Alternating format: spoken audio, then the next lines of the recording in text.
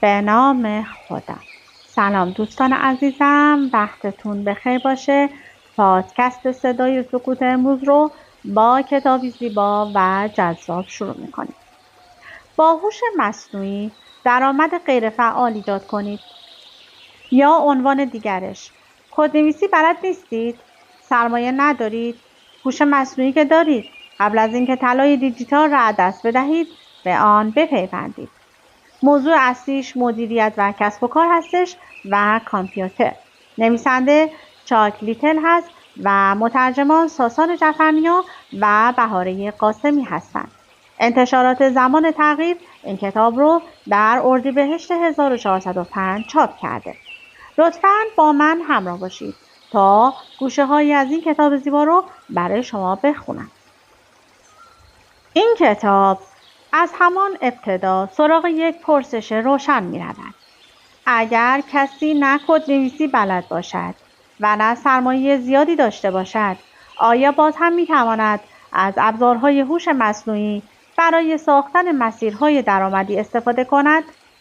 نویسنده با مثالها، پس‌بندی مشخص و تمرکز بر ایده پردازی، اتوماسیون، تولید محتوا و ساخت محصول تلاش می کند این مسیر را از حالت مبهم خارج کند. کتاب با هوش مصنوعی درآمد غیرفعال ایجاد کنید نوشته چاک لیتل به دنیای کسب درآمد از ابزارهای هوش مصنوعی از زاویه‌ای وارد می شود که برای افراد غیر فنی هم قابل دنبال کردن باشد. متن از همان مقدمه بر این نکته تکیه دارد که ورود به این حوزه فقط مخصوص برنامه نویسان یا صاحبان سرمایه های بزرگ نیست. نویسنده فضای کتاب را بر پایه تجربه، آزمون و خطا و کشف تدریجی فرصت‌ها ساخته است و به جای پرداختن به بحث‌های پیچیده روی این موضوع تمرکز می‌کند که چگونه می‌توان از ابزارهای موجود برای ساختن محصول، خدمت یا فرایند درآمدزا استفاده کرد.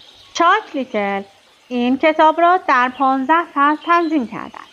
از بحث‌های آغازین که به مسیرهای پنهان ثروت در هوش مصنوعی و جلب ابزارهای ضروری اشاره دارند تا بخش‌هایی درباره تولید محتوا، راه‌اندازی کسب و کار آنلاین، بازاریابی، اتوماسیون، ساخت اپلیکیشن بدون کدنویسی، ریسک‌ها و اخلاق، آینده هوش مصنوعی و بهتر نوشتن اپرامیدها. این تنوع نشان می‌دهد که این کتاب فقط روی یک ابزار یا یک مدل درآمدی متمرکز نیست، بلکه تلاش کرده تصویری کلی از زیست‌بوم کار با هوش مصنوعی ارائه دهد.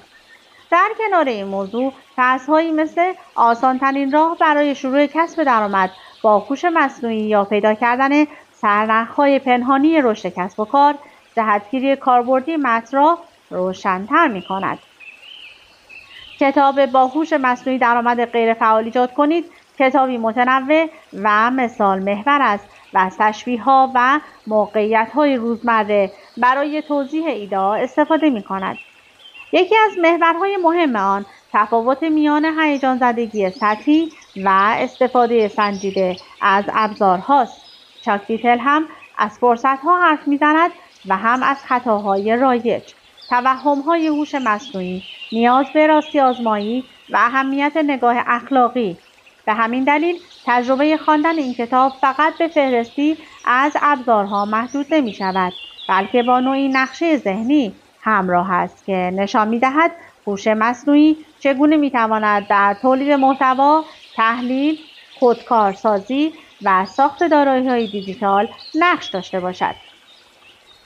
کتاب با هوش مصنوعی درآمد غیرفعال ایجاد کنید به قلم چاک لیتل توضیح می‌دهد که درآمد غیرفعال در این فضا از مسیر ساخت دارایی، سیستم و خدمت به دست می‌آید، نه از وعده‌های سریع و خیال پردازانه.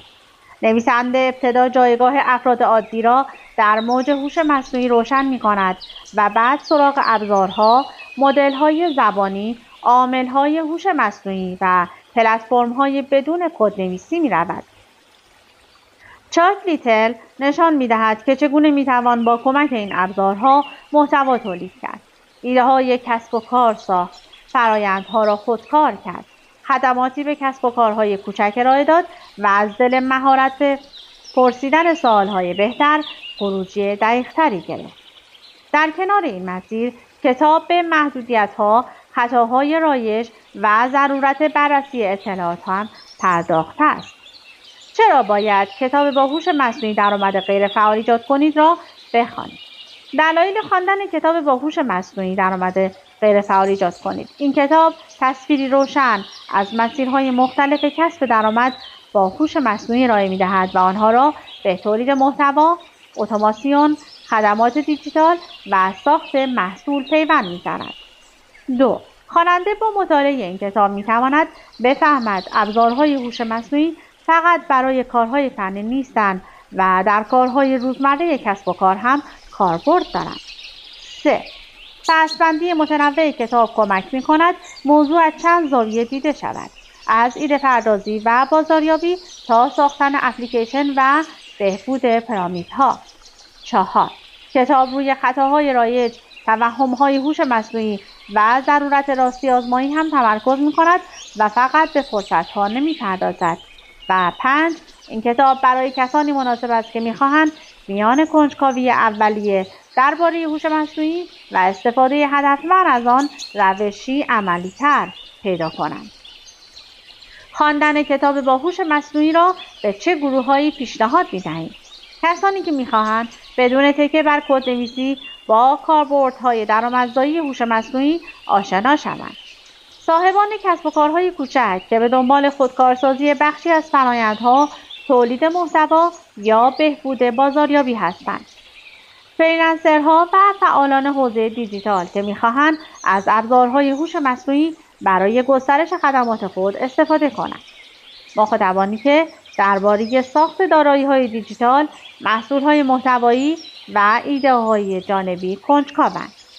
خوانندگانی که می‌خواهند در کنار شناخت فرصت‌ها با ریسک‌ها و خطاهای رایج کار با هوش مصنوعی هم آشنا شوند. پس اگر کدنویسی بلد نیستید، سرمایه ندارید، هوش مصنوعی که دارید، قبل از اینکه طلای دیجیتال را از دست بدهید به آن بپیوندید.